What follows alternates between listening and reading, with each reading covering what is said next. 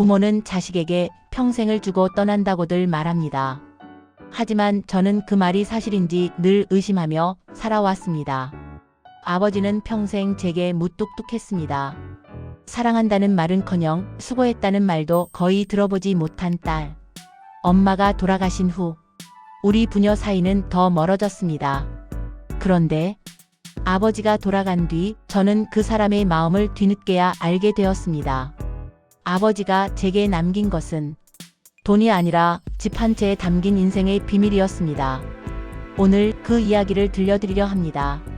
아버지는 갑작스러운 심장마비로 돌아가셨습니다. 한겨울 새벽 쓸쓸한 전화 한 통. 야, 아버지 가셨어. 큰오빠 목소리는 떨리고 있었습니다. 장례식장에 도착하니 작은 오빠가 말없이 제 손을 잡았습니다. 두 오빠는 아버지 곁을 지키고 있었지만 저는 도무지 눈물이 나오지 않았습니다. 평생 정이 없던 사람, 나에게는 늘 차갑던 사람, 그런 아버지가 이제야 내 앞에서 누워있다니. 그런데 장례 이틀째 큰 오빠가 저를 조용히 불렀습니다. 야, 아버지 집 너한테 준대. 저는 믿을 수 없었습니다. 무슨 말이야? 오빠들이 가져. 하지만 두 오빠는 같은 표정이었습니다. 미안함, 주저함, 그리고 두려움. 아버지가 유언처럼 말씀하셨어. 집은 딸에게 줘라. 그리고 절대 억지로 들어가려 하지 말라고. 저는 기분이 묘했습니다. 오빠들은 아버지를 이해하는 사람들인데 왜 이렇게 불편해 보였을까? 무언가 아버지가 숨긴 비밀이 있다는 느낌이 들었습니다. 장례 후 며칠 뒤 저는 혼자 아버지가 살던 집을 찾았습니다. 집은 생각보다 많이 낡아 있었습니다. 거실엔 오래된 소파, 아버지가 매일 보던 뉴스가 멈춘 TV, 약봉지들과 먹다 남은 컵라면, 그리고 방 한쪽 아버지가 항상 잠그고 살던 작은 방이 있었습니다. 문을 열자 희미한 먼지 냄새와 함께 작은 나무 서랍장이 눈에 들어왔습니다. 서랍 맨 아래 칸에는 열쇠만 들어있는 작은 상자가 있었고 그 열쇠는 누군가 일부러 숨겨둔 듯 보였습니다. 이건 뭐지? 열쇠를 들고 집을 둘러보며 살피는데 바닥 한쪽이 유난히 반들반들했습니다.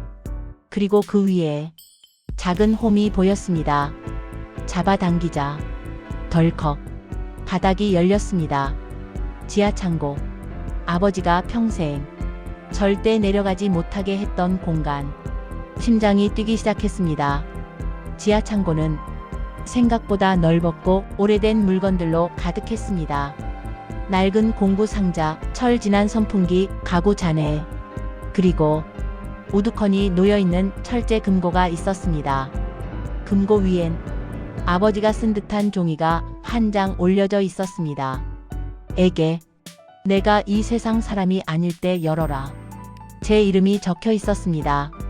손이 떨려서 종이를 제대로 쥘 수가 없었습니다. 그 순간 아버지가 왜 집을 내게 남겼는지 조금은 알 것 같았습니다. 열쇠를 금고에 넣으니 딱 하고 열리는 소리가 났습니다. 금고 안에는 상상도 못한 것들이 들어 있었습니다. 엄마의 사진들, 엄마의 병원 기록, 내가 어릴 때 쓴 편지들, 아버지가 모아둔 돈 봉투들, 그리고 진짜 비밀이 담긴 두꺼운 편지 봉투 하나. 저는 봉투를 꺼내며 중얼거렸습니다. 아버지, 이게 뭐예요? 편지는 조심스럽게 펼쳐졌고 첫 줄부터 제 가슴을 찔렀습니다. 야, 미안하다. 아버지가 제게 처음 쓴 사과. 네가 어릴 때, 너희 엄마가 쓰러졌을 때 나는 도망쳤다. 저는 숨이 멎었습니다. 너만 남아서 엄마를 지켰지. 너는 어린 나이에 엄마의 마지막을 함께 했다. 기억이 떠올랐습니다. 병상에 누워있던 엄마, 그 옆에서 울던 나. 아버지는 어디에 있었던 걸까? 아버지의 글은 계속됐습니다. 나는 네가 엄마를 닮아 있어서 볼 때마다 죄책감이 너무 컸다. 그래서 너를 멀리했다. 눈물이 바닥에 뚝뚝 떨어졌습니다. 아버지가 날 미워한 게 아니었다. 집은 너에게 주고 싶었다. 이 집은 엄마와 네가 함께한 마지막 공간이다. 그 순간 아버지가 평생 말하지 못했던 모든 감정이 글자마다 느껴졌습니다. 집을 나와 집 앞 계단에 앉아 있는데 큰 오빠에게 전화가 왔습니다. 야, 어디야? 아버지 집에 있어. 잠시 침묵 후 오빠가 조용히 말했습니다. 금고 열었지? 저는 당황했습니다. 오빠들이 알고 있었어? 아버지가 말했어. 딸에게만 보여줘라. 그래서 우린 집에 발도 못 들이게 했던 거야. 작은 오빠도 이어 말했습니다. 우리한텐 이 집은 죄책감만 남은 곳이야. 저는 이해했습니다.